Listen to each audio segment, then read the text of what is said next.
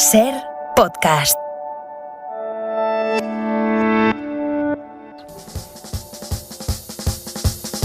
En la cadena SER. Abre bien el ojo, ¿veis? Hemos dejado a Ana con una sola pestaña para que podáis ver bien la diferencia. La pestaña engrandece muchísimo el ojo, le da profundidad, le da expresividad, lo rasga. No se puede comparar una mujer con el ojo rasgado a una mujer con el ojo así caído para abajo tipo perro pachón. El miércoles me vuelvo a bajar, que no hay más remedio. A ver, es que la culpa fue mía por pasar la frontera en un día normal, pero el miércoles no. Mírate, Juana, aquí está maravillosa. ¿Te gusta más así? Sin comparación. Mira, si fueras menos cardo, ahora que se llevan las caras raras, hasta podría ser modelo. Señor López, Me alegro de que hayas venido. Yo también. Bájate los pantalones. ¿Qué? Que te bajes los pantalones, tienes una infección, ¿no? Pues habrá que curarla, ¿no? Hora 25. Aimar Bretos. La espalda al aire. ¿Aire? Sí, un poquito más corta, que si no voy a parecer una monja. ¿Por dónde? Por aquí, así como la modelo. Vamos a hacer una cosa, le damos la llave de la biblioteca y que estudie allí a solas, ¿de acuerdo? O sea que ni siquiera vas a castigarlo. Sí, mujer, sí, castigaré. ¿Quieres café con leche? Para el café con leche estoy yo. Mira, Fina, no me expliques las cosas que ya me las explica bastante mi marido. Verónica, ¿por qué? Por chicas. Verónica Forqué. Verónica Forqué por moros y cristianos. Verónica Forqué por la vida alegre.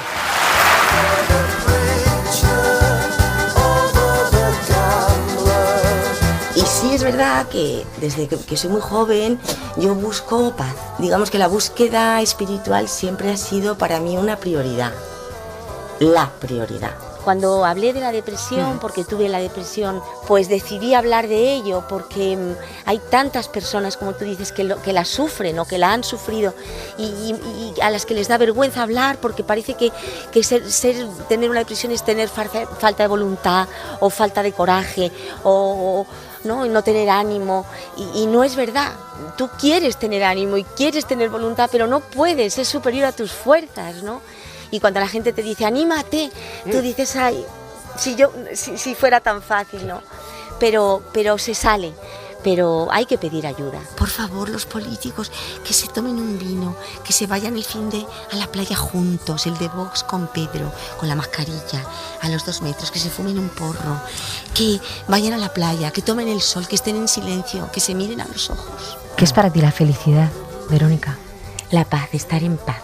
Y el amor es el motor de la vida, ¿no? Es la linterna que te hace amar la vida. Pero he sido muy feliz. Tengo la sensación de que he elegido bastante bien. Nos queda otra, porque como no se puede volver atrás, pero por lo menos no repetir lo mismo una vez.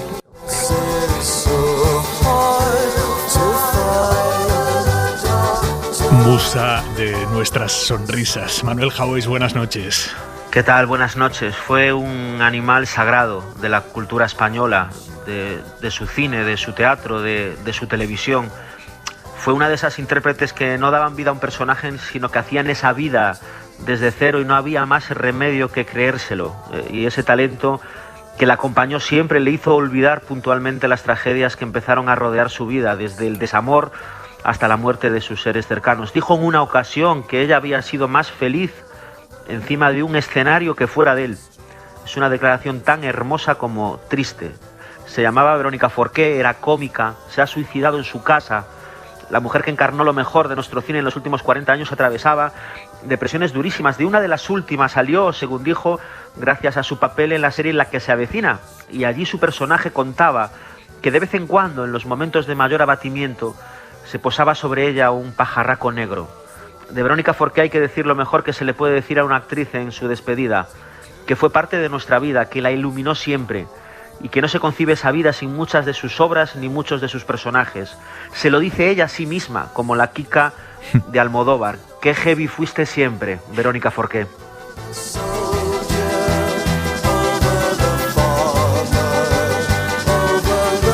Manuel Jauis, hasta mañana, un beso. Hasta mañana, Aimar, un bico. Carmen Calvo, qué pena más profunda. Buenas noches. Pues sí, total y absoluta, porque además yo la traté bastante cuando fui ministra de Cultura y parece que suele ocurrir con la gente que tiene depresiones, incluso con los suicidas. Era una mujer alegre, llena de risas, de comentarios divertidos de las cosas. No sé, esta paradoja parece que se produce, ¿no? Me ha producido una pena muy grande porque la vi hace poco así de refilón en la televisión y lo último que pensaba es que podía decidir irse. José Manuel García Margallo, buenas noches. Yo no la conocía personalmente, pero como ha dicho tu compañero antes, sí que ha formado parte de mi vida, como todas las gentes de mi generación. A mí siempre me ha impresionado el sufrimiento psíquico. El sufrimiento físico lo ves, que una persona está mal, que tiene una dolencia. El sufrimiento psíquico no lo ves, ¿no? Y es un sufrimiento tan intenso que lleva a tomar una decisión tan dramática como la que ha tomado Forqué. Yo creo que hubo una iniciativa en las Cortes Españolas de Íñigo Errejón de tomarse en serio el tema de la salud psíquica, que es un problema al que prestamos muy poca atención en España. En España particularmente, ¿verdad? Sí, parece sí. que nos da como vergüenza. Sí, en Estados Unidos el ir al psiquiatra es algo absolutamente normal, el hacer psicoanálisis es normal. La gente, yo me acuerdo en Harvard de ir... Te van a reventar los conductistas, por esto que acabas de decir del psicoanálisis. Ya lo verás.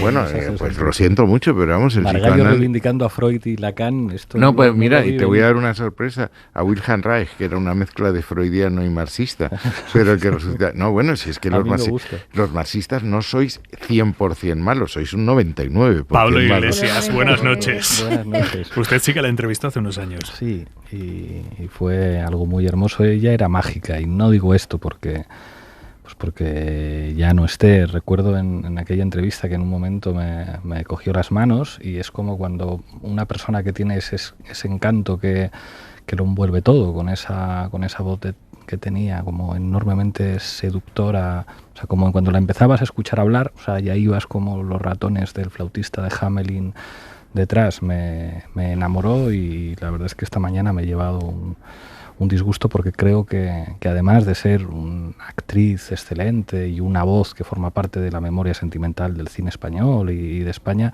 creo que era una persona bonita.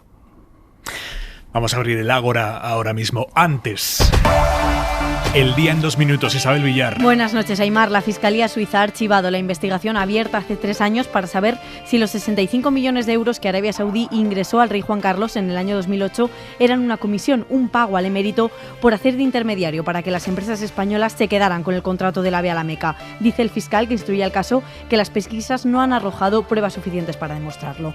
Aquí en España termina el día con la vuelta de Mariano Rajoy al Congreso a la comisión que investiga la trama Kitchen. No hay ningún tribunal que haya afirmado la existencia de una caja B del Partido Popular. Con su comparecencia se cierra esta investigación parlamentaria sobre ese supuesto espionaje desde el Ministerio de Interior a Luis Bárcenas, al extesorero del PP, cuando Rajoy era presidente del Gobierno. Él ha negado saber nada de ese operativo, lo ha negado todo, de hecho, hasta la caja B de su partido, como acaban de escuchar, pese a que hay 3 sentencias que la acreditan. De la pandemia, la incidencia acumulada ha subido 58 puntos este fin de semana, hasta los 381 casos. Desde el viernes ha habido 49.000 nuevos contagios y sube también la presión hospitalaria. Justo hoy han empezado a llegar las vacunas pediátricas, que empezarán a ponerse los niños menores de 12 a partir del miércoles. Ese día, Sanidad estudiará si hay que poner una tercera dosis de las vacunas a los mayores de 40. Y todos en Zaragoza, mayores y pequeños, se van a la cama hoy pendientes del Ebro. Que esta misma semana el Gobierno de España, como corresponde, va a declarar la zona como gravemente afectada por una emergencia de protección civil. Así ha anunciado Pedro Sánchez que el Gobierno declarará zona catastrófica las áreas afectadas por el temporal Barra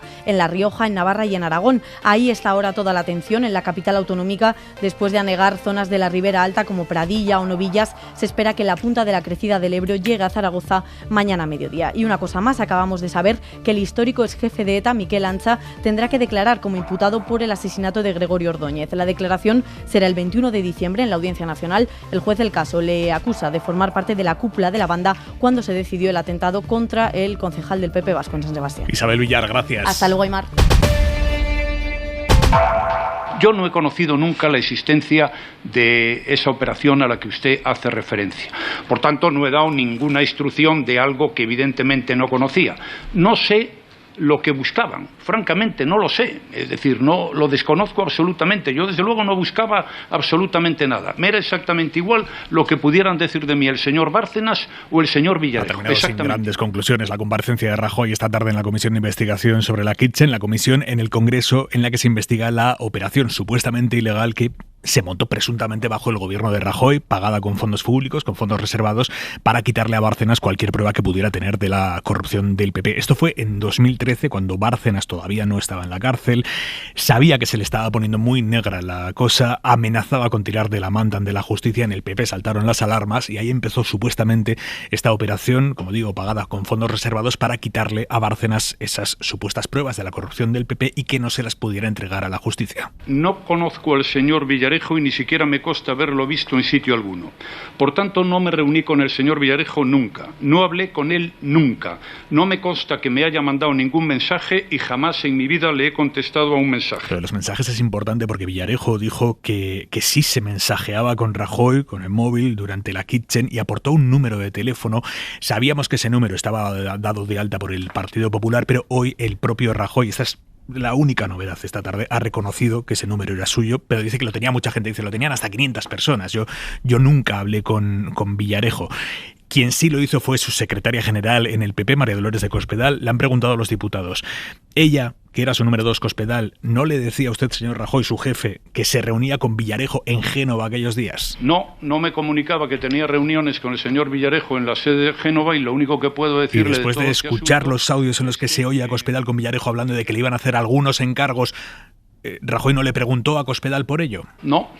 Entonces usted con la señora Cospedal, una vez ya conocidos estos hechos, no ha comentado esta cuestión con la señora Cospedal. Yo he hablado con la señora Cospedal cuando los dos queremos hablar. Tanto Villarejo como otro de los imputados, García Castaño, han señalado directamente a Rajoy. También el exsecretario de Estado de Interior, Francisco Martínez, que está imputado, escribió un mensaje de móvil enviado al presidente de la Audiencia Nacional en el que le decía: mi grandísimo error fue ser leal a miserables como Jorge, Rajoy o Cospedal. Jorge es Jorge Fernández Díaz, exministro del Interior. Ahora mismo Fernández Díaz es el cargo político, digamos, de aquel gobierno más alto que está en problemas judiciales por este asunto, está imputado. Él ha defendido que no tendría ningún sentido que él, desde Interior, decidiera montar una trama de la que se beneficiara el PP sin que esto saliera del PP. Dice, de Interior no iba a salir algo así. Esto de ser, porque él no dice que haya sido, dice, de ser sería algo del partido. Pero esta tarde Rajoy ha insistido en que nada de todo esto iba ni con el partido ni con él. Tenemos que entender entonces que que esto pasaba por el Ministerio del Interior, pero nadie se enteraba de nada y además no llegaba nunca a lo que era la presidencia del gobierno en la que usted estaba. Sí, efectivamente, así es. Yo, desde luego, no supe de la existencia de este sinfín de causas que están estos días en los tribunales. Y además, ni siquiera podría decirle cuándo me enteré yo que existía el señor Villarejo, que no lo tengo muy claro. Desgraciadamente llegué al gobierno en un momento de extrema dificultad y tenía asuntos bastante más complejos a dedicarme que actividades que son propias de la policía y de la Guardia Civil y no de los dirigentes políticos. Tanto ha negado todo Rajoy esta tarde en la Comisión de Investigación que ha llegado a negar incluso la existencia de una caja B en el PP. No hay ningún tribunal que haya afirmado la existencia de una caja B del Partido Popular, sino que el tesorero de nuestro partido en un determinado momento pagó con dinero B unas cantidades para una obra que se hizo en la sede del Partido Popular. Pero sí hay tribunales que han afirmado la existencia de una caja B del PP y lo sabe bien el periodista de la cadena SER que lleva años investigando esto, que es Miguel Ángel Campos. La existencia de una caja B en el PP entre 1990 y al menos 2008 es una verdad judicial incontestable a pesar de lo afirmado hoy por Mariano Rajoy. La caja B del PP y no de Bárcenas fue considerada aprobada por la Audiencia Nacional en 2018 en el primer juicio de la Gürtel y era necesaria su demostración, tal y como afirmó el tribunal, para poder probar que el extesorero se apropió de parte de su dinero. Si no había caja B, no podía existir el delito de apropiación indebida por el que fue condenado. Esos hechos fueron corroborados en octubre del año pasado por el Tribunal Supremo. Sentencia firme, página 1077 de las 1800 de sentencia. El Tribunal tribunal ha contado con prueba válida y suficiente para probar la existencia de una caja B en el Partido Popular, literal del Supremo. Y más recientemente, de nuevo la Audiencia Nacional, en su sentencia por el pago en negro de la sede central, también la consideró acreditada. Página 389. El dinero era del PP y Bárcenas era un mero custodio de esa caja B. De nuevo, literal. Rajoy ha intentado precisar después que ningún tribunal ha condenado al PP por su caja B. Pero es que no es delito tener una doble contabilidad. Pueden ser delictivos los usos si se opera con dinero negro por encima de los límites legales. Y así ha quedado confirmado en 3 sentencias que subrayan que la caja B existió, que era del PP y no de Luis Bárcenas. Bueno, entre esto, la trabajada capacidad de escapismo argumental que tiene Rajoy y la muy mejorable actuación de los diputados que preguntaban de todos los partidos, en ocasiones más preocupados por buscar momentos viralizables que respuestas concretas a cuestiones concretas, el resultado de esa mezcla, el afán de Rajoy por convertir todo en una sucesión de chascarrillos, que es lo que ha ido haciendo a lo largo de las 3 horas de esta tarde, y las intervenciones, como digo, muy mejorables de algunos diputados que le preguntaban, todo eso juntado, todo eso metido en la Thermomix, han hecho que esta tarde de allí saliera poco o nada este titular de Rajoy, en todo caso. El problema es que no puedo aportar nada de todos estos asuntos sobre los cuales usted me está preguntando, que no es un problema mío. ¿Para qué me traen? Claro. ¿Para qué me traen? Claro, es básicamente el titular de esta tarde. José Manuel García Margallo, usted formaba parte de ese gobierno bajo el que supuestamente se montó la operación de seguimiento a Bárcenas. Han circulado por la comisión policías que no solo han confirmado que eso existió, sino que han contado cosas tan graves como que se les sacó de investigar a lobos solitarios, a terroristas, para seguir a Bárcenas. ¿Ustedes en el gobierno no tenían ni idea de que esto estuviera pasando? Yo desde luego no tenía la menor idea. He seguido, como es natural, la comparecencia en directo. He estado en el gobierno de Mariano Rajoy 5 años y soy amigo de Mariano Rajoy, por tanto no ha sido una tarde especialmente agradable. Dicho eso, creo que Rajoy está bastante contundente. Le he dicho que hay sentencias que condenan a Bárcenas, hay sentencias que afirman que se pagó a una constructora con dinero negro, pero que eso no era imputable al PP como organización, y ha aportado 2 pruebas. La primera, que ninguna sentencia lo ha dicho, y es más, que el tribunal condenó a las acusaciones particulares, que eran el Partido Socialista Obrero Español y Unidos Podemos a costas, y en segundo lugar, que lo que se afirma es que el PP era partícipe a título lucrativo, lo cual necesariamente implica que no conocía el carácter delictivo de esas operaciones, si no, no hubiese podido ser calificado como partícipe a título lucrativo. Esas son las conclusiones que Rajoy ha dicho, y respecto a su pregunta, rotundamente jamás en el gobierno se habló de Gürtel ni de Kitchen, que en el tiempo que yo estuve, y supongo que tampoco luego, ¿no? Pero usted conoce bien a Jorge Fernández Díaz. ¿Usted cree que él podía montar algo así sin responder a nadie? Yo, mire usted, hoy ha flotado en el Congreso un tema muy importante en el Estado de Derecho, que es la presunción de inocencia. Y la presunción de inocencia solamente se desvirtúa por una sentencia judicial, una sentencia firme judicial, no por un auto que termine en la fase de investigación. Y cuando ese principio no se respeta, se puede llegar a cometer injusticias tremendas. El propio Rajoy ha citado hoy el caso de Francisco Camps, presidente que fue de la Generalitat Valenciana. Me parece que ha aludido a 130 portadas en que se le condenaba ya la pena de telediario, y luego eso quedó en nada. Y luego ha aludido a otro proceso también muy conocido, que fue Bankia, que fue un auténtico escándalo sin que terminase en nada. Aquí, Pablo podrá decir las titulares que ha habido en los periódicos respecto a vuestro partido, en miles de cosas que todavía que yo sepa no ha habido ninguna condena. Ha habido otros casos en que sí ha habido condena. Por tanto, la presunción de inocencia es importante. Y la segunda reflexión, que lo digo sea del Partido Popular o afecta a cualquier otro partido, no sé si tiene mucho sentido en poner en marcha una comisión de investigación en el Congreso cuando está en marcha un procedimiento judicial. ¿Por qué? Porque ocurre lo que ha ocurrido en este caso, que algunos de los que han sido llamados a declarar se han negado a declarar porque la declaración en el Congreso, en que tienen que decir verdad, les puede perjudicar en su defensa judicial. Entonces no sé muy bien a qué conclusiones va a llegar esta comisión, cuando, insisto, no hay una sentencia que haya determinado judicialmente, que es donde se determina esto, los hechos. Dicho eso, pues es obvio que el espectáculo de Gürtel y Kitchen no es nada ejemplar para la ciudadanía, y yo lo lamento, como lamento cualquier otro caso que afecte a cualquier otro partido y haberlo sabido en mi formación y en otras formaciones. Iglesias, por alusiones. 1996, Mariano Rajoy es nombrado ministro de Administraciones Públicas y a quien elige como su secretario de Estado a Jorge Fernández Díaz. Año 2000, Mariano Rajoy pasa a ser nombrado ministro de la Presidencia y a quien se lleva como secretario de Estado a Jorge Fernández Díaz. 3 años después, el Partido Popular pasa a la oposición. En la oposición se pasa mucho frío, solamente tienes cargos para los de muy confianza, y Mariano Rajoy, como presidente del Grupo Popular, elige como portavoz parlamentario a Zaplana y como secretario general del grupo a Jorge Fernández Díaz. Y poco después le hace vicepresidente del Congreso de los Diputados. Cuando Mariano Rajoy por fin es elegido presidente del Gobierno en el año 2012, ¿a quién nombra ministro del Interior? A Jorge Fernández Díaz. Es imposible imaginar una figura política en el Partido Popular con más confianza política con Mariano Rajoy que Jorge Fernández Díaz.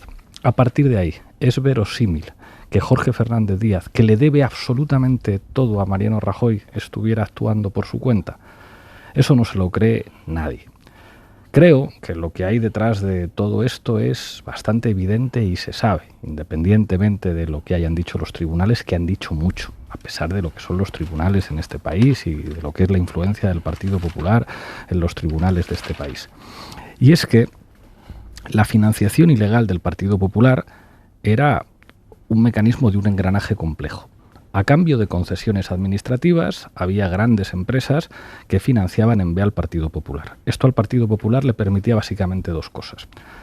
Ir dopado a las elecciones, tener mucho más dinero para hacer campaña electoral y pagar una suerte de sobresueldos a cargos públicos que entendían que ya bastante sufrido es lo de la política y que los sueldos de los políticos, de los ministros en España son muy bajos y que tanto sacrificio merecía un pago extra. Creo que esto lo entiende todo el mundo, que todo el mundo sabe que esto ocurrió así, que es inverosímil afirmar que M. Rajoy no era Mariano Rajoy en los papeles de Bárcenas y que es inverosímil imaginar que Jorge Fernández Díaz podía actuar sin el conocimiento de Rajoy. Esto, para terminar ya con una ironía, citando el periodo estalinista en la Unión Soviética, una de las cosas que hacía el estalinismo es borrar a los viejos dirigentes bolcheviques que se habían enfrentado a Stalin, como Trotsky. Parece que lo que el Partido Popular pretende es borrar de su propia historia a Mariano Rajoy, y creo que es patético. Sí, si me permites, porque has leído casos, yo te puedo decir casos que han afectado a tu partido, según algunos medios de comunicación, que no han sido probados. El caso Neurona, el caso Niñera, tenemos aquí el caso Dina, hay 15 condenas seguidas, tal, y tú has dicho financiación con cargo a Venezuela, financiación con cargo a Irán, todo eso, y tú has dicho que eso era una persecución judicial de una judicatura vendida al gran capital. Lo que no podemos es cuando los jueces dicen una cosa que te favorece, los jueces son magníficos, y cuando no te favorece, los juicios. Vamos a completar una primera intervención. Carmen Calvo. Yo creo que hay que esperar a aquella sentencia judicial. Señora Calvo. Pero lo que no podemos es decir, está flotando en el aire cuando alguien va a comparecer al Parlamento la presunción de inocencia. No, la presunción de inocencia es un derecho absolutamente perfilado y contundentísimo y se sustancia en sede judicial. Claro. Lo que no en sede judicial es el debate parlamentario, es el rendimiento de cuentas, es la capacidad de control de los grupos políticos en el Congreso o en el Senado. Y tiene mucho sentido que haya que ir a comparecer en el Parlamento, independientemente de que se tengan causas en curso en la justicia, porque si no estaríamos en una situación completamente atrabiliaria y curiosa, donde el control de la actividad política, a menos que esté en los límites de lo delictivo, no puede ser con foco intenso puesto en una comisión de investigación en el Parlamento. Eso es alterar con mucho una de las grandes funciones que tiene el parlamentarismo y todos los grupos, incluidos, por supuesto, y con mucho más motivo, los de la oposición, que en este caso tenían que funcionar en relación a gobiernos anteriores, que era Rajoy. Dicho esto, que me parece que es de manual, de lo que hay que hacer en democracia y además colaborar. ¿Alguien esperaba que Rajoy dijera algo? Si es que Rajoy ha convertido su carácter en categoría política.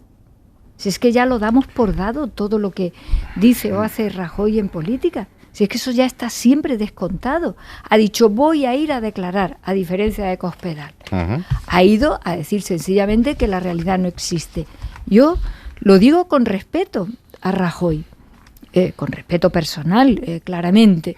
Rajoy ha hecho hoy una cosa que suelen hacer los niños, que es ponerse las manos aquí y decir, no estoy. Esto es lo que ha hecho él. No estoy yo. Claro, no estoy yo, pero resulta que el amasijo de causas que tiene el Partido Popular girando en torno a estos temas, con dos sentencias muy contundentes y muy claras, se quedan absolutamente mucho más clarificadas con algo que a mí me parece que es casi lo más definitivo. ¿Qué hace el Partido Popular destruyendo pruebas cuando un juez va y tiene que intervenir y tiene que entrar hasta en la sede para pedirla? Rajoy no ha colaborado nada, pero nadie esperaba que colaborara. Si de hecho Casado lo dice continuamente, la corrupción ya no nos afecta, dice. Casado lo dice. Y además yo no estaba, lo cual es mentira porque Casado estaba. Casado no entró en el Partido Popular antes de ayer. Yo puedo comprender, lo digo en este caso por ti, y que además las responsabilidades jurídicas y las penales muchas más son de carácter estrictamente personal, que cada quien diga, yo no he estado en esto, yo esto no lo conozco. Pero claro, es absolutamente imposible que el presidente del gobierno y jefe del partido, en una situación de no una, sino de varias causas y todas encadenadas, y el hecho más grave es el de la utilización de la policía, es decir, de los efectivos de la seguridad de un país, de los recursos humanos y además económicos para luchar de mala manera con tu adversario político, no lo sepa el jefe. Pero ya lo damos por descontado, repito, porque Rajoy ha hecho una cosa casi artística, y es que su carácter está elevado al rango de categoría política, nadie se esperaba que dijera nada, no aporta nada, porque todo lo que sabemos de lo que ha ocurrido y lo que vamos a seguir sabiendo, solo lo vamos a saber en sede judicial. Lo que no quita que haya tenido hoy que ir a decirlo allí. Yo voy a decir, aquí la lista de los ilícitos del Partido Socialista Obrero Español, empezando, yo recuerdo una intervención de Pablo Iglesias, todavía estaba allí. No sé si hablaste de Filesa, de Malesa, de Time Sport, si hablaste de los GAL. ¿Alguien se podía creer que un ministro del Interior, que fue condenado, y un secretario de Estado de Seguridad habían puesto en marcha una campaña de asesinatos como el GAL sin que lo supiese el presidente del gobierno? No se probó y no se insiste en este tema.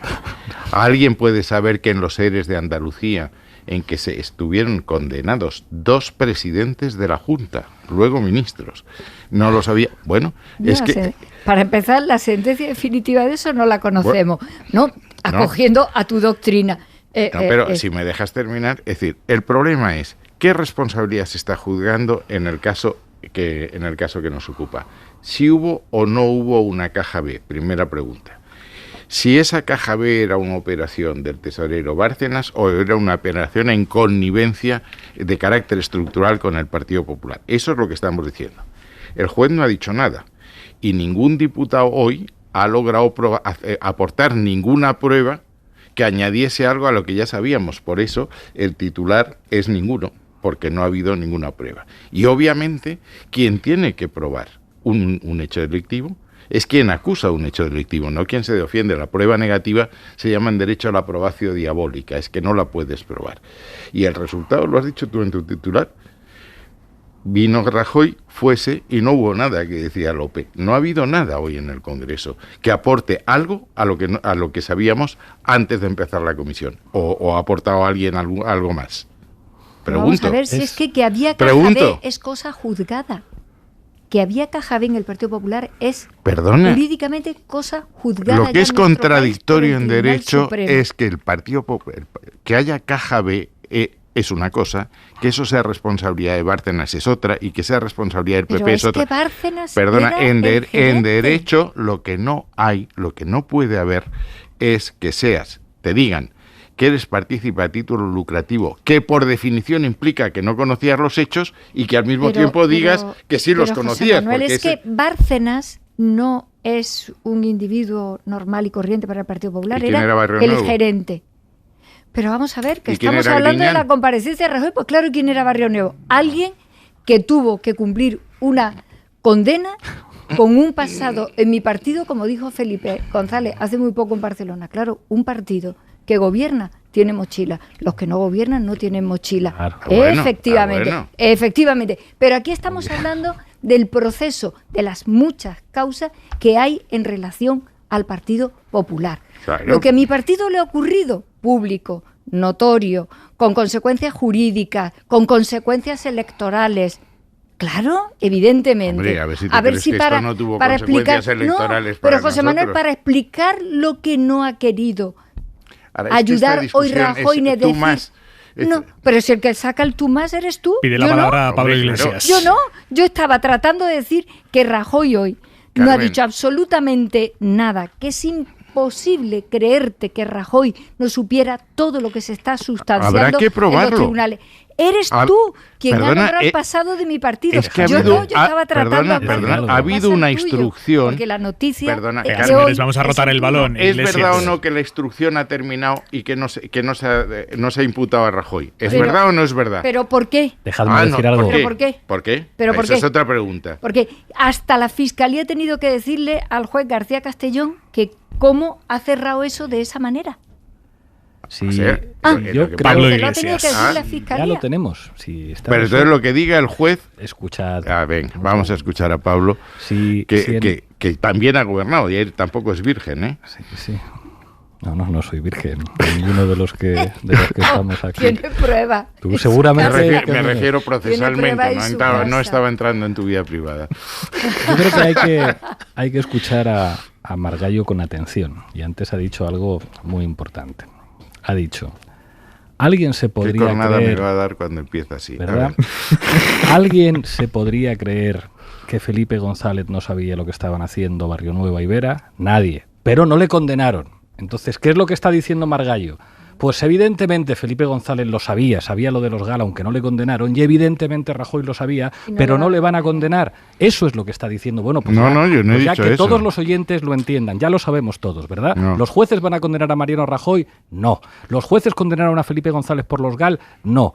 ¿Eso quiere decir que los oyentes de la cadena SER son cretinos y no saben que tanto el uno como el otro eran perfectamente conscientes de lo que hacían sus ministros y sus secretarios de Estado? Pues ya está, pasemos al siguiente tema. Sí, claro que no le van a condenar. Con los jueces que hay en IT País, ¿cómo van a condenar a Mariano Rajoy? Por favor, si el juez que hizo el auto estuvo 17 años ocupando cargos nombrados por el Partido Popular. O sea, no tomemos a la gente por imbécil. Claro que hay unos niveles de impunidad escandalosos con la corrupción. Se ha condenado a gente por la corrupción en el PP, algunos, pero los grandes constructores, los grandes empresarios que ponían la pasta en maletines que llegaba a Génova, de esos se han librado absolutamente todos, y eso la gente lo sabe. ¿Y eso va a cambiar porque lo digamos aquí? Pues no, claro que no va a cambiar. Sobre pasta en maletines... Los procesos son casi siempre contra los cargos públicos. Sobre pasta en maletines y gente a la que no van a condenar.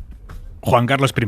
La Fiscalía de Ginebra ha archivado hoy la investigación que abrió en agosto de 2018 para aclarar si hubo o no alguna ilegalidad en la donación de 65 millones de euros que le hicieron los saudíes a Juan Carlos I, entonces rey, por intermediar supuestamente en la concesión de las obras del AVE a la Meca, que posteriormente regaló Juan Carlos I ese dinero a su entonces amante Corinna Larsen.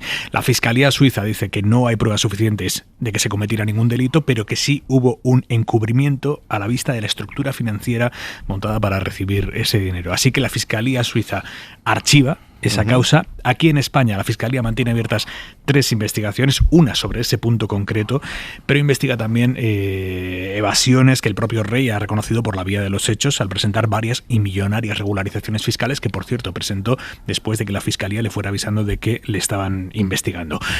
Les pregunto, conclusiones de lo sucedido hoy, de las consecuencias que pueda tener en el recorrido judicial del caso aquí en España y también sobre la imagen del emérito aquí en España. Calvo. A ver, en Suiza lo que ha ocurrido es que no han podido demostrar que los 100 millones de dólares, los 65 millones de euros, fueran otra cosa que un regalo. Claro, puede resultarnos increíble un regalo de esta naturaleza de la Casa Real Saudí al rey.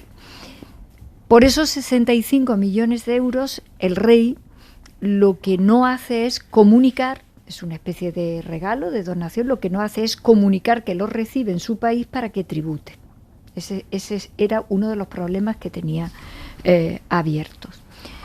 Las 2 regularizaciones que hace el rey emérito no la hace exactamente porque Fiscalía avise. No, yo no he dicho que las haga porque le avisen, le digo que las hace después de que le avisen. Vamos a ver que una cosa es el deterioro gravísimo de la imagen del propio rey Juan Carlos dentro y fuera de este país, el daño que se ha hecho a sí mismo y particularmente a este país, eso está fuera de toda duda, y otra cosa es, en términos estrictamente jurídicos, lo que ha ocurrido. Lo que ha ocurrido en Suiza es que no se ha podido demostrar que esté vinculado a ningún tráfico de carácter de influencia, en este caso de comisión por ninguna acción en la que él haya estado como jefe del Estado. No han podido los suizos demostrar semejante cosa, o bien porque la Casa Real Saudí haya podido demostrar que esos recursos eran recursos particulares de la propia Casa Real y no recursos evidentemente públicos de ninguna institución, o por cualquier otra causa. El rey aquí ha hecho 2 regularizaciones, 2 complementarias, para poner al día justamente la falta de tributación de algunos de los recursos que tenía fuera, que lo tenía que haber hecho. Simplemente por eso, no por los recursos que estuviera aquí dentro. En este momento la Fiscalía sigue haciendo investigaciones y estaba pendiente de lo que resultara también, porque había venido una comisión rogatoria de la propia Fiscalía Suiza. Comisión rogatoria, para que todos nos entiendan, es cuando las autoridades judiciales de un país piden información a las autoridades judiciales de otro país. Y en este caso hay una comisión rogatoria que pidió España a Suiza. Exactamente. Vinieron el verano pasado para cotejar información. Esto entiendo que despeja una parte importante de lo que la Fiscalía Española está en este momento investigando. Una parte importante de lo que estaba investigando. Y luego, otra cosa diferente es que la agencia tributaria, si hay alguien en un país que se entera exactamente de lo que tú tienes o de lo que tú haces, la agencia tributaria, mucho más que el CNI. Como la agencia tributaria decida investigar, lo investiga absolutamente todo. Esto es así, aquí en cualquier país. La agencia tributaria ha estado rastreando que otro tipo de bienes o de cuentas o de participaciones pudiera tener el rey a efectos de cualquier delito fiscal en el que el rey hubiera incurrido. Eso es lo que está abierto ahora mismo. Y la Fiscalía como coadyuvante viendo si lo que averigüe la agencia tributaria es delito o no.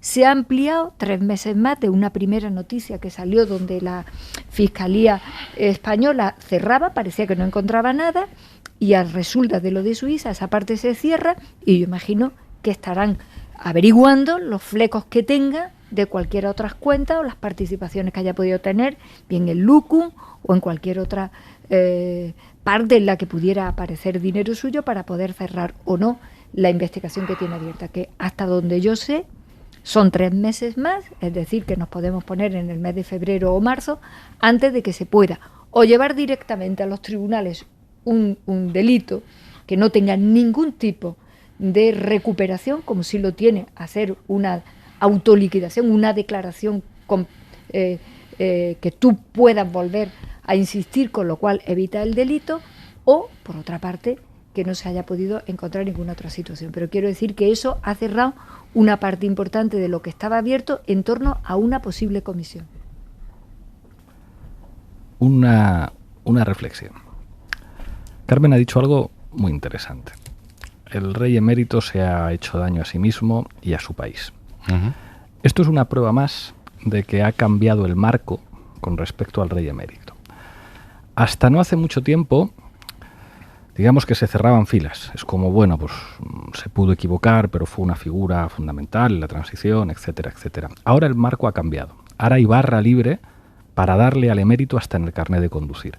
Medios de comunicación que nunca habían atacado a Juan Carlos le dan duro. Una figura muy interesante, Zarzalejos, no es cualquiera, director del ABC, director del Correo. Le hubiera gustado ser el delegado de La Vanguardia en Madrid, no lo fue y eligieron a Juliana, pero es una figura monárquica. Escribe un libro en el que llega a afirmar que Juan Carlos ha tenido un comportamiento miserable y que, sin embargo, Felipe es una víctima. Es una víctima de su padre, es una víctima de una gran traición.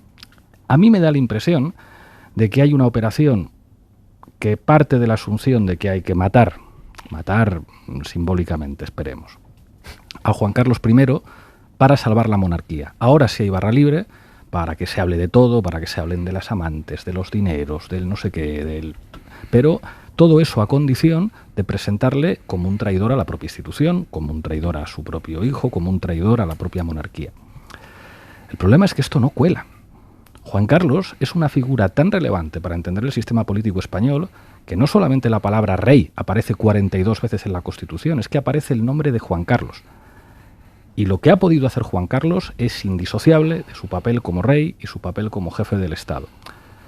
Entonces, que haya cambiado ese marco, que los monárquicos, o los que sin ser monárquicos han defendido siempre a la monarquía, digamos que asuman que ahora tienen que atacar a Juan Carlos I para proteger a Felipe VI, revela que de lo que estamos hablando es de algo muy serio. Si Zarzalejos tiene que salir a golpear a Juan Carlos I para defender a Felipe, es que hay una crisis, ¿no?, de lo que representa un anciano en Abu Dhabi. Hay una crisis de la institución monárquica. Vamos a ver, hechos probados hasta ahora. Que ha habido un fraude fiscal. Es un hecho probado porque él hace regularizaciones fiscales. Las regularizaciones fiscales solo se hacen si tú has defraudado Hacienda. Yo no estoy tan seguro de la afirmación que ha hecho Aimar de que esto haya sido después de una notificación formal, porque si eso fuese así, las regularizaciones serían nulas. Creo que en esto hay que tener mucho cuidado. No, porque quien le notifica no es la propia agencia tributaria, sino la Fiscalía. No. Eso es muy interpretable. Lo único que queda pendiente ahora, con independencia de lo que puede hacer la Fiscalía, llevamos ya 3 años de investigación de la agencia tributaria, de la Fiscalía Anticorrupción, de la Fiscalía Suiza, es efectivamente los datos que puedan llegar nuevos, que supongo que si se ha ampliado el plazo es porque piensan que pueden tener algún dato nuevo. Lo que queda ahora es la denuncia que ha hecho la señora Larsen en Londres, acusando al rey emérito, a don Juan Carlos, de acoso después de que hubiese abdicado. Y la gran pregunta es si hay inmunidad o no, es decir, si se trata de un jefe de Estado o no. Eso está en el Convenio de Viena, en el Estatuto de Roma y en España en la ley orgánica que aprobó el tema de inmunidades internacionales. Eso es lo que queda por dilucidar, si ha habido acoso o no. A mí la verdad es que lo que he leído es que esa acusación me parece muy débil. Pero Juan le ha dicho que es muy débil, el rey está aforado. Es decir, que desde ese punto el rey está aforado. No es seguro. Vamos el a ver, rey está aforado. En la ley de abdicación, una de las cosas que queda clara es que el rey queda aforado. Pero está aforado hasta el momento de la abdicación, no por los hechos posteriores. Por eso se ha podido...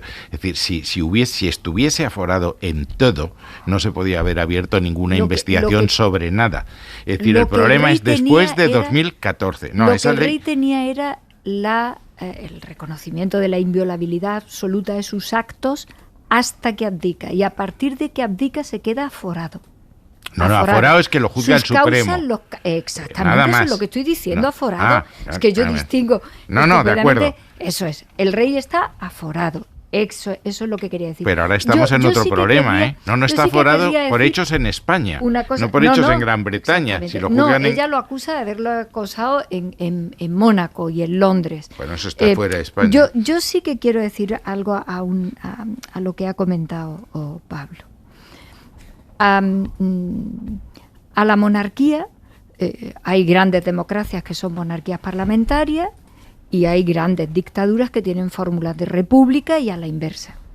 Por lo tanto, así patente de corso absoluta a los dos modelos, a las dos formas de Estado que conocemos más o menos, conviene en términos de racionalidad no darle a una ni a otra, ¿no?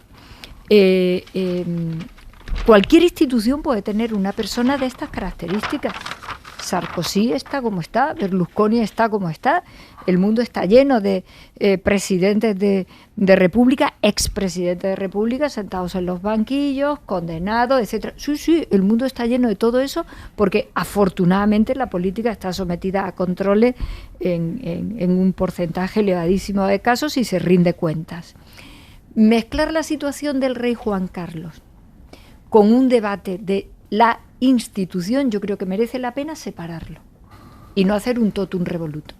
Primero, porque sobre el rey Felipe, hombre, a menos que alguien tenga pruebas contundentísimas, no hay ni un ápice sobre el rey Felipe como tal, es decir, desde que ejerce la magistratura, nada más y nada menos, de la jefatura del Estado, ni un ápice de rastro de ninguna de las cuestiones que sabemos del rey Juan Carlos.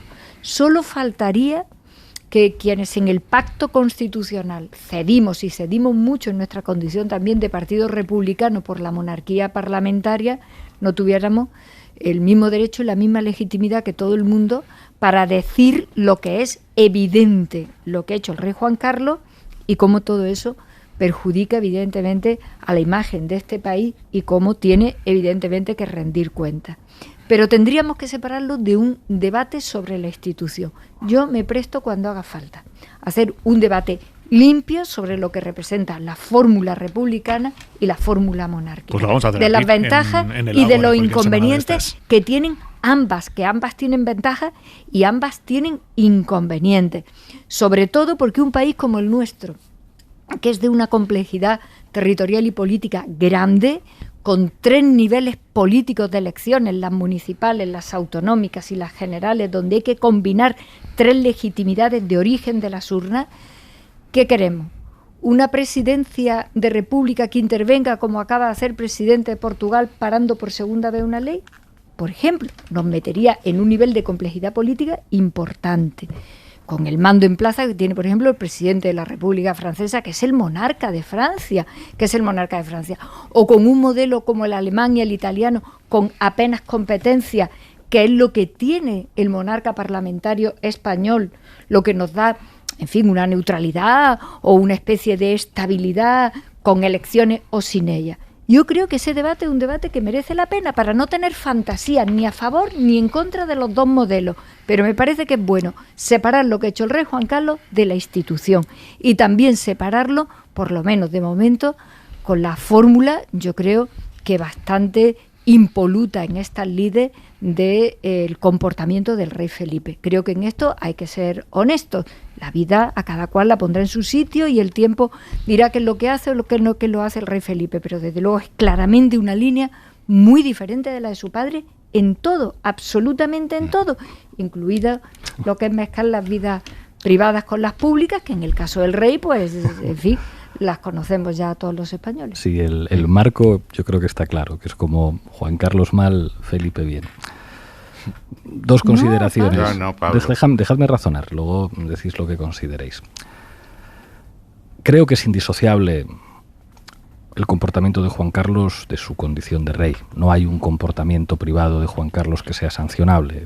La clave del comportamiento de Juan Carlos es que lo hace con la impunidad, con la inviolabilidad y desde su condición de jefe del Estado en una institución que, a diferencia de cuando son electivas, pues a un presidente, a una presidenta de la República te lo cargas votando y no tiene la capacidad de que sea su propia familia la que de alguna manera continúe con la representación del Estado a través de la jefatura.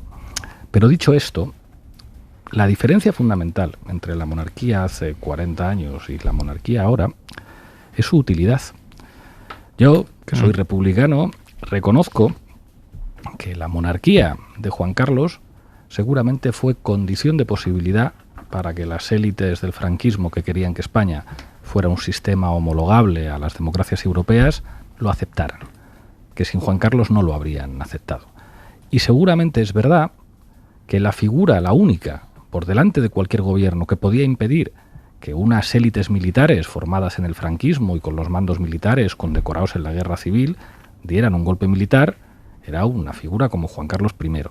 Esos militares tengo muchas dudas de que hubieran obedecido a un ministro de Defensa, y no digamos a un ministro de Defensa del Partido Socialista. Tener a una figura criada y acunada por Sabino Fernández Campos y por el propio Franco podía garantizar que en este país no se diera un golpe de Estado. Juan Carlos, a pesar de sus comportamientos, fue enormemente inteligente en términos políticos. Supo no ser el rey de las derechas. De hecho, siempre se dijo que tenía mejor relación con Felipe González que con José María Aznar o con los dirigentes del Partido Popular. Incluso consiguió tener todo el apoyo de Jordi Pujol, todo el apoyo de la televisión pública catalana, eso lo cuenta muy bien Jordi Amat en El hijo del chofer, de cómo TV3 apostaba por competir con Televisión Española en defender a la Casa Real. Yo recuerdo a Carod Rovira, no hace muchos años, diciendo, hombre, yo con Juan Carlos me tomaría una copa. Durante muchos años, la monarquía en este país era una institución que podía ser un pegamento. Yo recuerdo unas horas de tensión antes del discurso de Felipe el 3 de octubre, porque antes del 3 de octubre no se sabía lo que iba a decir Felipe. El 3 de octubre del 17, justo después del referéndum ilegal en Cataluña. Eso es. Ahí lo hablaba con Juliana. Eran unos días en los que Pedro J. Ramírez se metía mucho con Felipe y Juliana le defendía mucho. Juliana estaba convencido, en su ingenuidad, a pesar de viejo eurocomunista, de que Felipe iba a salir hablando en catalán, que iba a mostrar empatía hacia las víctimas de las cargas policiales, que iba a ser capaz de colocarse en una posición distinta a la que jugaba el gobierno, pero no lo hizo. Y a partir de aquel momento, en mi opinión, la monarquía española se ha convertido en un significante que reivindican los sectores culturales de la derecha y de la ultraderecha. Nadie grita viva el rey con más pasión que Vox, nadie grita viva el rey con más pasión que los sectores más ultramontanos del Partido Popular. ¿Tiene posibilidades de prolongarse muchos años la monarquía en España si solo es un símbolo para las derechas?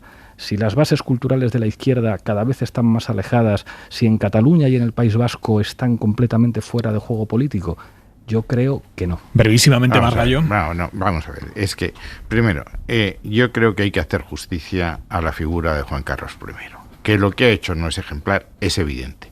Pero lo que este país le debe al rey, a Juan Carlos, también es evidente, y hay que poner las dos cosas en la balanza.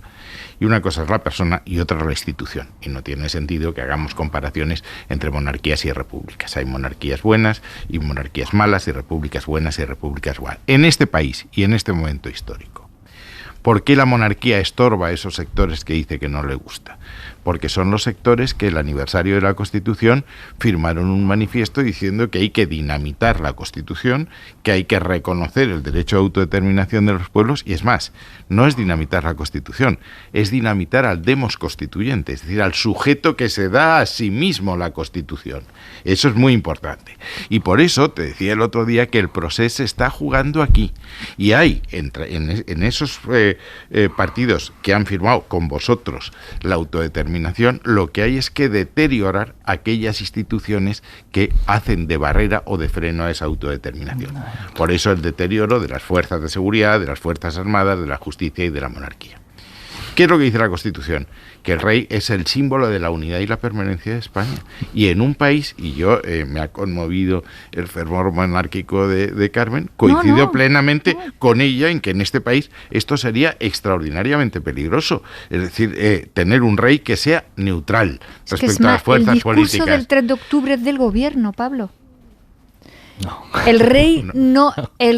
No, eso te lo garantizo yo, que el rey no hace discursos. Pablo, es que eso también te lo garantizo yo. Mira que yo también he estado en una gobierno. parte. Bueno, sí, pero no sé las veces relaciones con la Casa Real en una parte muy importante y el rey no puede salir el 3 de octubre a decir lo que él considere oportuno. Es más, es que ese no es su papel. ¿Puedo poner un ejemplo? Con el contenido. A ver, pon un ejemplo. Yo te puedo poner miles. Todos los discursos que ha hecho en el extranjero en 5 años los he visto yo de arriba a abajo. Yo he visto los que daba Dejadme poner aquí, un ejemplo que molestó del rey actual. Estando yo en el gobierno, lo organizó Carmen además. Se organizó un homenaje laico y civil a las víctimas del COVID-19. Unos días antes, en lo que a mi juicio era una contraprogramación inaceptable, la Conferencia Episcopal organiza una ceremonia católica. Una ceremonia católica que saludan alborozados los dirigentes del Partido Popular y de Vox. A ese acto que organiza la Conferencia Episcopal, a mi juicio sin ninguna legitimidad, para tratar de contraprogramar un acto de Estado como el que se organizaba, decide acudir la Casa Real. A mi entender, eso no era aceptable en aquel contexto, no era aceptable. Era un gesto hacia una España muy concreta, un gesto hacia la España conservadora. Por supuesto, el gobierno mantuvo su dignidad y Carmen Calvo estuvo allí representando al gobierno.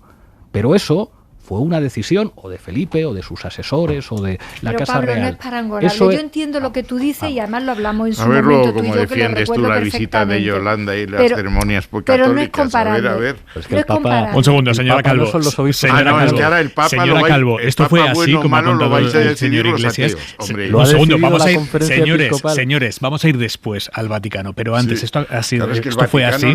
A ver, señor Margallo, vamos a ir después. Preparamos una ceremonia que creo que rompe una dinámica de hacer ceremonias de Estado para víctimas con la Iglesia Católica diciendo misa. Este gobierno, y yo creo que por primera vez y por fin en este país no mezclamos en un acto de esa naturaleza una confesión religiosa tan importante como el catolicismo en nuestro país, hicimos el acto que todo el mundo vio y tal, que lo montamos y que yo creo que quedó muy bien y que por primera vez tuvo un tono completamente diferente. Bien, es verdad que unos días antes en la Almudena se dice hay un funeral por las víctimas de la COVID a la que se adelanta la Iglesia Católica y los reyes van. Pues muy bien. Es muy difícil que el gobierno le diga al rey, a la Casa Real, que no vaya a un acto. ¿A usted le molestó que fueran? No, pero es que yo estuve en aquella misa acompañando a los reyes. Vamos a ver, lo que sí es verdad es que si hay un acto de Estado que nos concierne a todos, que nos incluye a todos, conviene que todo lo demás que se haga vaya después. Pero yo lo que digo es que no es comparable que los reyes fueran a esa misa que yo también fui con el contenido del discurso del 3 de octubre. El contenido del discurso del 3 de octubre, que yo lo vi, por cierto, desde Ferraz, desde la sede de mi partido, y que le podríamos poner todas las objeciones que quiera, es un discurso del gobierno, en el que el rey sigue la línea del gobierno, en fin, porque es su papel. En ese gobierno, yo lo que sí creo es que la monarquía parlamentaria tiene muchas modificaciones que hacer. Vamos, lo firmo de la cruz a la raya. Claro. Empezamos a cerrar este lunes 13 de diciembre con un ojo puesto en Zaragoza por la crecida del Ebro que ha causado ya estragos este fin de semana en Navarra y en municipios de Aragón como Novillas. Se espera que el pico de la crecida llegue a la capital mañana por la mañana. Jordi Carbó, buenas noches. Buenas noches. Cuéntanos, ¿qué se espera en las próximas horas? Por suerte la meteorología ya no va a complicar más esta situación. La nieve acumulada en los Pirineos no está significando un deshielo muy pronunciado, pero evidentemente con toda la lluvia caída en las últimas semanas, la crecida va a seguir su curso. Meteorológicamente hablando, situación mañana prácticamente idéntica a la de hoy. A primeras horas de la mañana, cuidado con las nieblas en gran parte del interior, va a hacer frío, después tiempo soleado y donde más luzca el sol, máximas durante la tarde alrededor de unos agradables 15 grados. Hasta mañana, Jordi. Adiós. Adiós. ¿Con qué más cerramos este lunes, Isabel Villar? La catástrofe natural en Estados Unidos. 74 personas han muerto en Kentucky por el paso de decenas de tornados este fin de semana. Hay más de 100 desaparecidos y por eso las autoridades no descartan que el número de víctimas aumente todavía más. Víctimas de todas las edades, según ha dicho el gobernador del estado entre lágrimas. Of the ones that we know, the age range is 5 months to 86 years. Dice Andy Beshir que entre las víctimas hay desde bebés de 5 meses hasta personas de 86 años. Esto en Kentucky, que es la zona más afectada. Hay otra docena de personas que han muerto en estados del sur y el medio oeste del país también por esta serie de tornados. Aquí en España el precio de la luz marcará mañana su segundo precio más alto desde que hay registros. El megavatio hora costará de media 287 euros en el mercado mayorista, 75 céntimos por debajo del récord que se alcanzó el pasado mes de octubre. Y además termina el día sin acuerdo entre el gobierno y la patronal del transporte por carretera, que mantiene el paro para la semana que viene, justo antes de Navidad. Van ya 3 reuniones sin avances y las partes se han comprometido a seguir negociando, pero como medida de presión, los empresarios han convocado una marcha lenta de camiones este miércoles por las calles de Madrid. Terminará en la sede del Ministerio de Transportes. Carreño, buenas noches. Hola, Aimar, ¿qué tal? Está Margallo con un cabreo por la repetición del sorteo. Por culpa de la UEFA, por ese error que no se sabe si es error o en el fondo le gusta más. En el fondo le gusta más jugar contra el Paris Saint-Germain de Mbappé, Ramos y Messi que contra el Benfica. Mira qué cara te está poniendo. Lo noto en la mirada. Yo los hubiese preferido encontrarme con ellos en la final. Más rato me lo ahorro yo. El caso es que ha sido una chapuza. Es verdad que Errar es humano y esto ha sido una chapuza humana, pero chapuza. O sea, la UEFA, que no tiene otra cosa que hacer más que meter las bolas que corresponden en las 4 copas, pues las ha metido mal, ha montado un quilombo con una, con otra, ha salido la del United cuando no tenía que salir. Al final, después de las quejas, el Madrid ha dicho, vale, que se repita, pero que respeten mi Benfica-Real Madrid. La UEFA ha dicho que se repetía entero y al final hemos pasado de un Benfica-Real Madrid a un PSG-Real Madrid, que no es lo mismo ni de coña. Pelín más complicado. Esas son las cosas de los monopolios. Las cosas de Ceferin y la las lucha cosas de la los monopolios. Sí, eso hay que romperlo, ¿eh? Bueno, veremos hay que reivindicar la libertad, sí. Y además del Real Madrid-PSG, recordamos que al Atlético le tocó primero el Bayern de Múnich en el sorteo, que no valió para nada. Después le ha tocado el United, el Manchester United de Cristiano Ronaldo, y al Villarreal, que le tocó en principio con el Manchester City, le ha tocado finalmente con la Juventus. Así que 2 sorteos en el mismo día. Esperemos que en el sorteo de Navidad no pase lo mismo. Te escuchamos ahí media en el larguero. Hasta ahora, Manu. Dígame la verdad, Pablo Iglesias, ¿cuánto le ha escocido no haber conseguido usted, a pesar de lo mucho que lo intentó, la audiencia con el Papa que sí ha logrado Yolanda Díaz este fin de semana? Conmigo hubiera tenido mucho menos valor político. O sea, a lo mejor en 2014 o en 2015 lo podía haber tenido.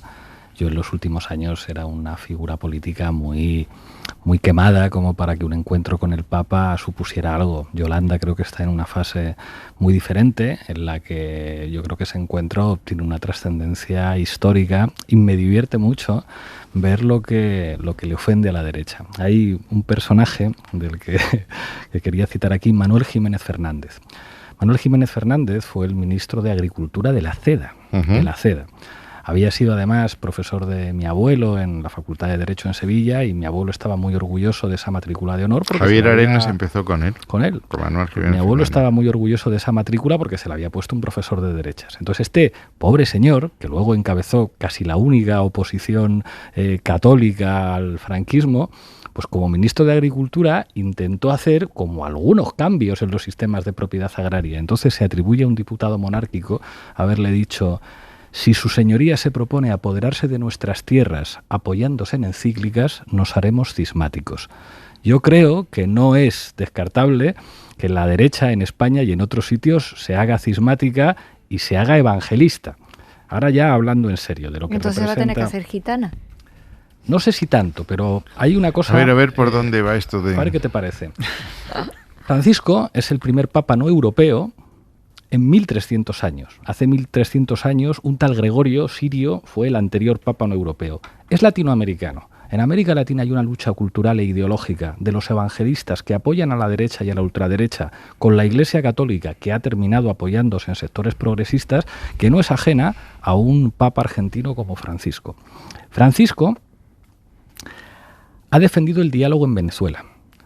Francisco ha criticado la economía de mercado. Tiene una exhortación apostólica, Evangelii Gaudium, en la que dice textualmente, critica las ideologías que defienden la autonomía absoluta de los mercados y la especulación financiera como causantes de la desigualdad. Francisco se atrevió a decir que la economía dominante mata y que tras ella se esconde el rechazo a la ética y el rechazo a Dios. Ha reivindicado incluso el ecologismo. En España... En un documento espectacular. Sí, efectivamente. Con una la encíclica Laudato Si. Efectivamente. Ha defendido en España el diálogo en Cataluña y se atrevió a pedir perdón en México por la colonización. Claro, a los obispos españoles esto no les gusta, pero el propio Manuel Jiménez Fernández decía de los obispos españoles, yo no tengo nada contra los obispos españoles, pero solo diré dos cosas: no creen en Dios y ninguno ha hecho el bachillerato. Respecto al tema Pablo de vez en cuando se marca un triple. Es decir, respecto a Venezuela, es verdad que por consejo de Parolín, que había estado en Caracas, intervino en una primera fase de la negociación, porque la oposición democrática pidió que fuese la Santa Sede, no la Iglesia venezolana, la que interviniese en aquel diálogo. Y llegó un momento en que se dieron cuenta, Pietro Parolín es el secretario de Estado del Vaticano. Y que había sido nuncio primer ministro. El ministro exterior. Sí. No, Gallagher. No, Parolín. No, Parolín no ejerce esa parte. Parolín bueno, tiene Venezuela, todo el desde luego, las conversaciones que yo tuve sobre Venezuela fueron con Parolín. Hubo un momento en que decidió que la Iglesia se retiraba, la Santa Sede, porque él entendió que ese diálogo lo único que estaba haciendo era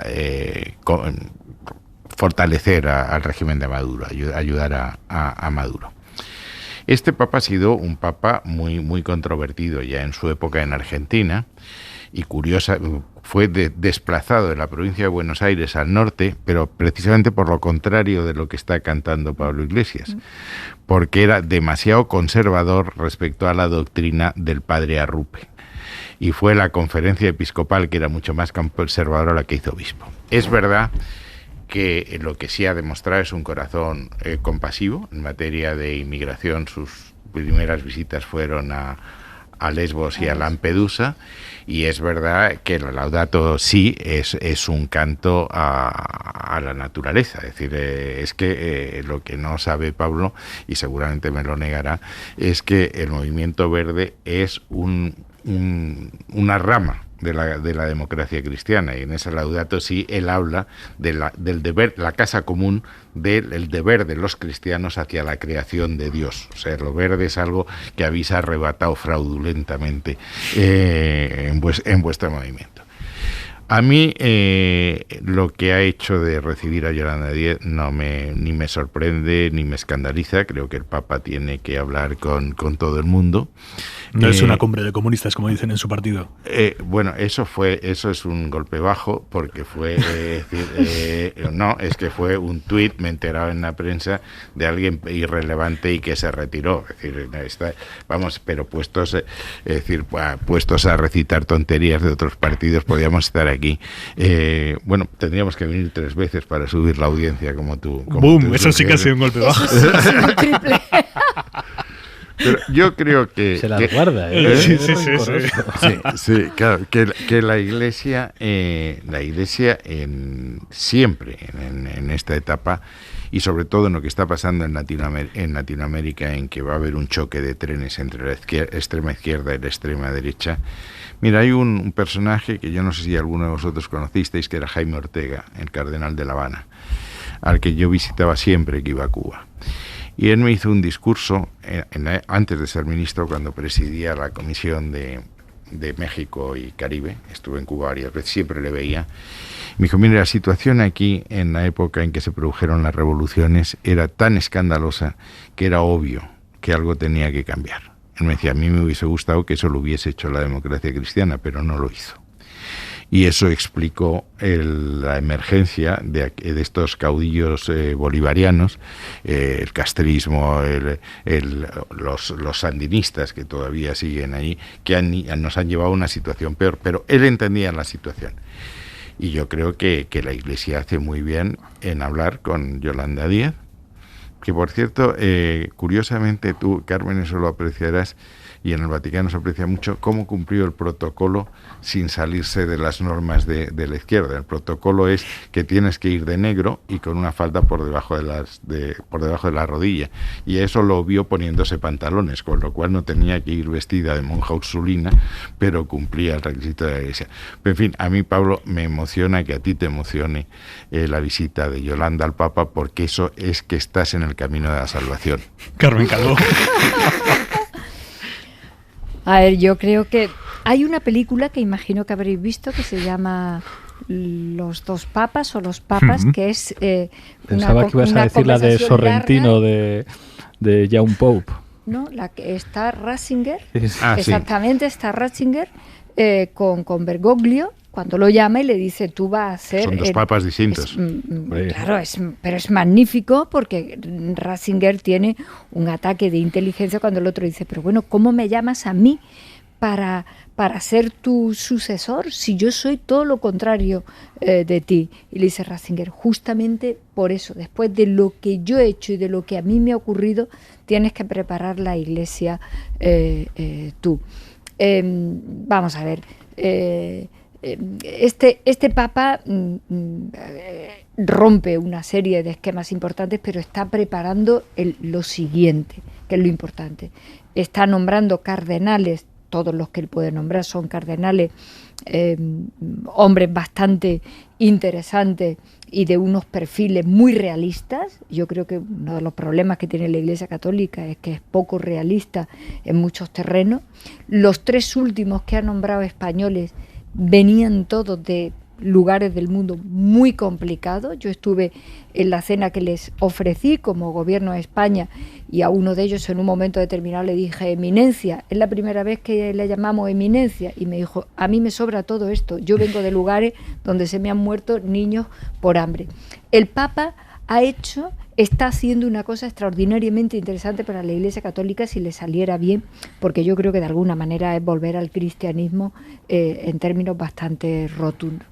Y en ese sentido yo creo que a nadie le puede extrañar que el Papa reciba a todo tipo de gente, cosa que tiene bastante molesta al staff indómito que tiene allí, una parte importante que no puede prescindir de, y una parte muy importante de lo que hace el Papa tiene que ver con Parolín.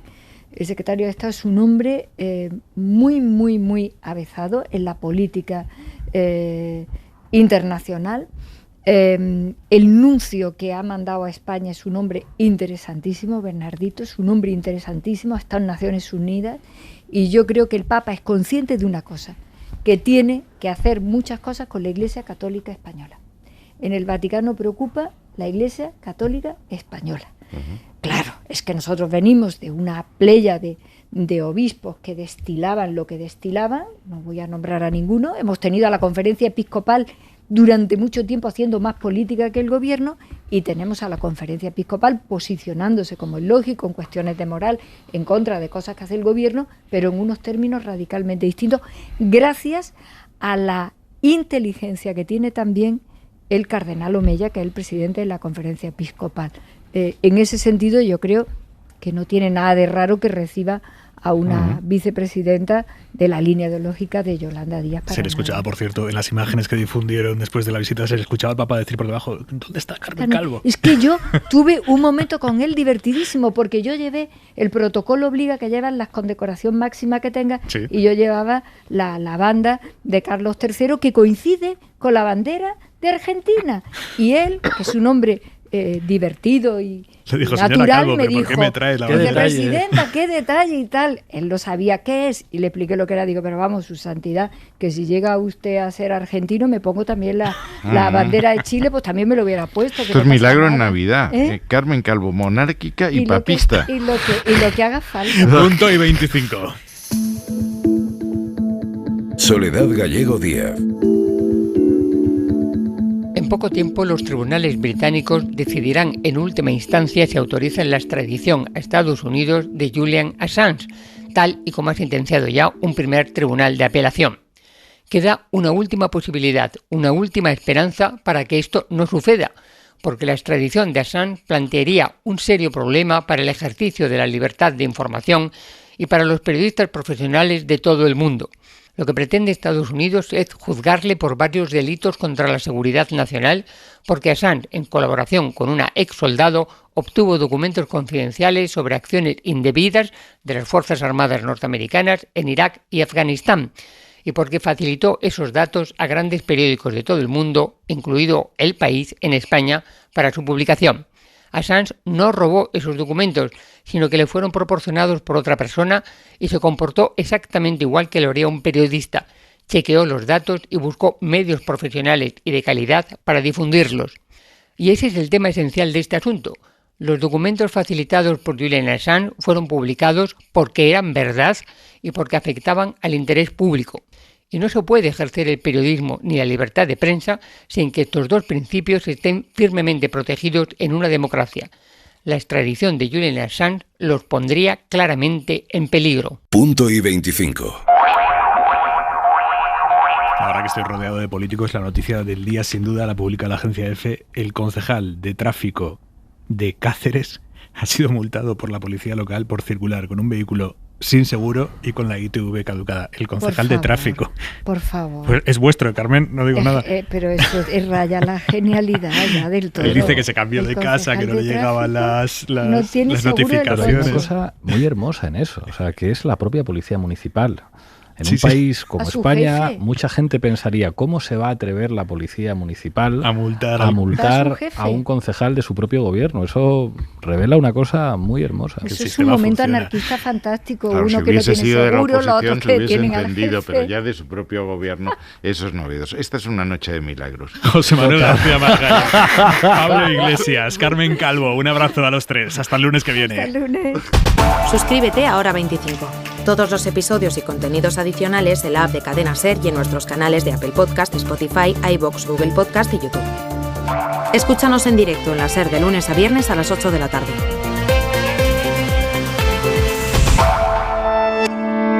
Cadena SER.